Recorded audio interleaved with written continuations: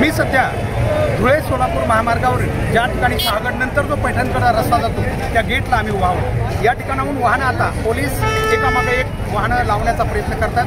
खरं तर सकाळच्या सत्रातच हा रस्ता पूर्णपणे दोन्ही बाजूने जाम झालेला आपल्याला दिसतो, कारण इतके समाज बांधव या ठिकाणी आपापल्या मिळेल त्या वाहनांना आलेले आहेत आणि मुंबईच्या दिशेने जाण्यासाठी या ठिकाणाहून आता पुढे ते जाणार आहेत। या ठिकाणाहूनच संघर्ष योद्धा मनोज जरांगे पाटील हेही थोड्या वेळात या दिशेने म्हणजेच पैठणच्या या रस्त्याला येणार आहेत। अर्थातच आत्ताच एवढी मोठी गर्दी झालेली आहे ते आपण बघू शकताय। जिकडं तिकडं वाहनही अगदी थांबवायला जागा नाही। समाजही इतक्या मोठ्या संख्येने समाज बांधव, बहुजन समाज असेल किंवा मराठा समाज असेल, सर्व समाज बांधव यामध्ये सहभागी झाल्याचं दिसतंय। आपण बघितलं असेल वाहनांची संख्या एवढी मोठी आहे की नियंत्रित करण्यासाठी पोलीस प्रशासन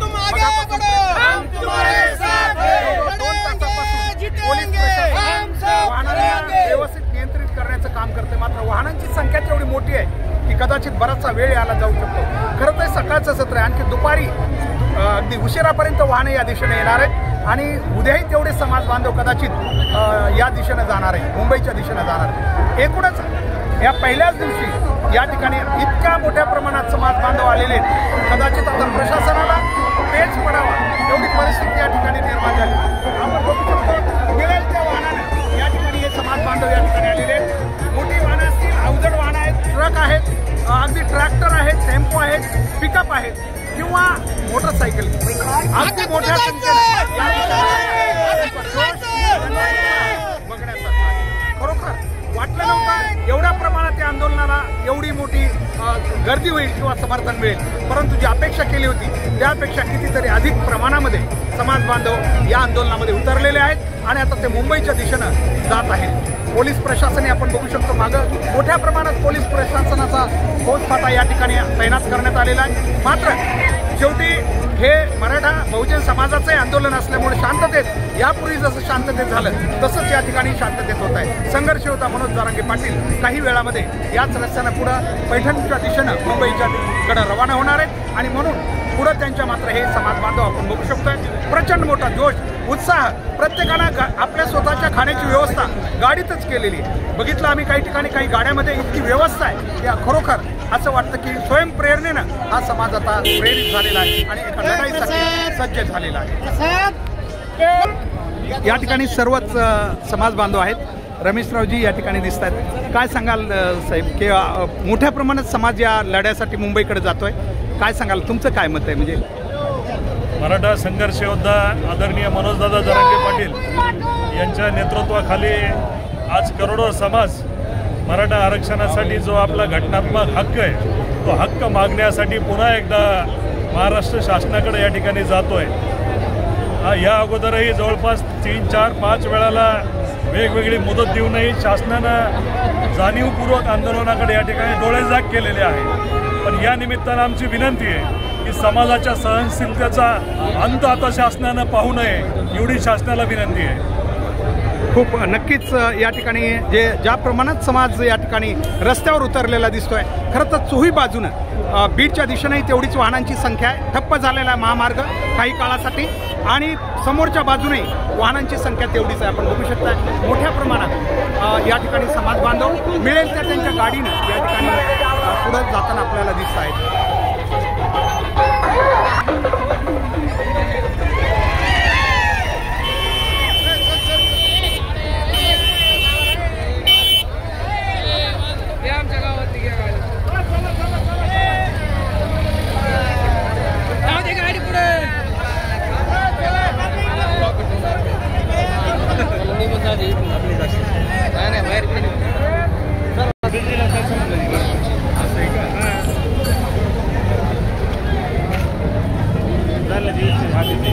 आपण पाहू शकतो वाहनं नियंत्रित करण्यासाठी पोलीस प्रशासन मोठ्या प्रमाणात या ठिकाणी तैनात करण्यात आलेला आहे आणि त्यांचा प्रयत्न आहे की एका बाजूनं वाहनं सगळी पैठणच्या दिशेनं काढण्यासाठी ते प्रयत्नशील आहेत आणि बऱ्यापैकी कारण मागंही बीड जो महामार्ग आहे हा बऱ्यापैकी ठप्प झालेला आपल्याला दिसतोय। प्रचंड मोठ्या प्रमाणात या ठिकाणी वाहनांची आणि समाज बांधवांची संख्या या ठिकाणी आपल्याला दिसून येते, कारण याच ठिकाणाहून संघर्ष योद्धा मनोज जरांगे पाटील या आंदोलनात सहभागी होण्यासाठी अंतरवाली सराटीहून काही वेळेत काही क्षणामध्ये या ठिकाणी येत आहेत आणि त्यानिमित्ताने ही गर्दी थोडी या ठिकाणी जास्तीची झालेली आपल्याला दिसून येते.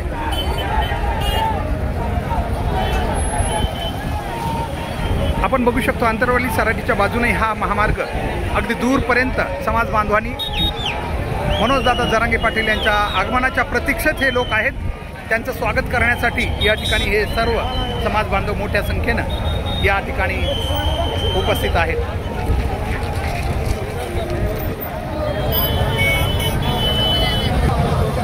आपण पाहू शकतो हा धुळे सोलापूर महामार्ग आहे, जो की वाहनांनी आणि लोकांनी गर्दीनं अगदी ठप्प झालेला आपल्याला दिसतोय. मोठ्या संख्येनं लोक या ठिकाणी आलेले आहेत. विशेषतः मराठा समाज बांधव या ठिकाणी त्यांची संख्या खूप मोठी आहे.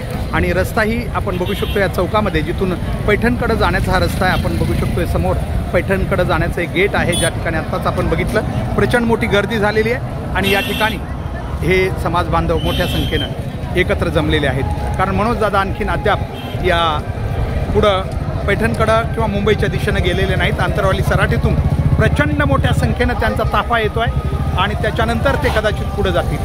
अशा पद्धतीनं या ठिकाणी आपण बघू शकतो अगदी मिळेल त्या ठिकाणी सध्या मनोजदादांना भेटण्यासाठी आणि तिथून पुन्हा त्यांच्यात सहभागी होऊन पुढे जाण्यासाठी हे समाज बांधव मोठ्या संख्येने या ठिकाणी एकत्र थांबलेले आहेत.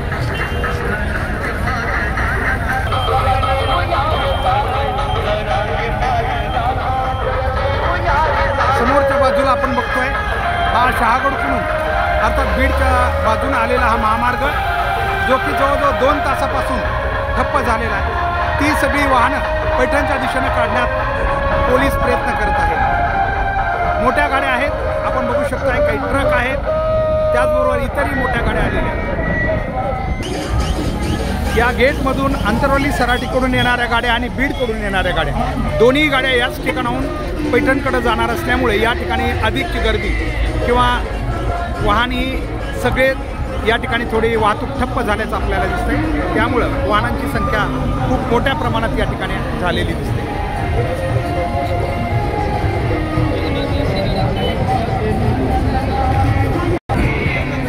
दूरपर्यंत गर्दी आपल्याला दिसते. आपण बघू शकता आंतरवाली सराटीच्या दिशेनेही तेवढीच गर्दी आहे. पैठण फाट्यापासून आणि इकडं मागही आपण बघू शकता प्रचंड मोठ्या प्रमाणात गर्दी या ठिकाणी झालेली आहे. विशेष म्हणजे वाहनांची संख्या इतकी मोठी आहे की या ठिकाणी ते नियंत्रित करणं पोलिसांनाही थोडं अवघड चालल्याचं दिसतंय.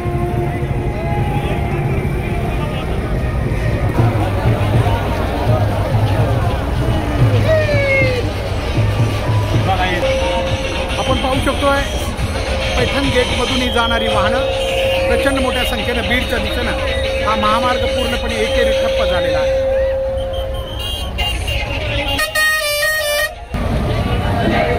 हे दृश्य आहे शहागडकडून येणाऱ्या रस्त्याचं.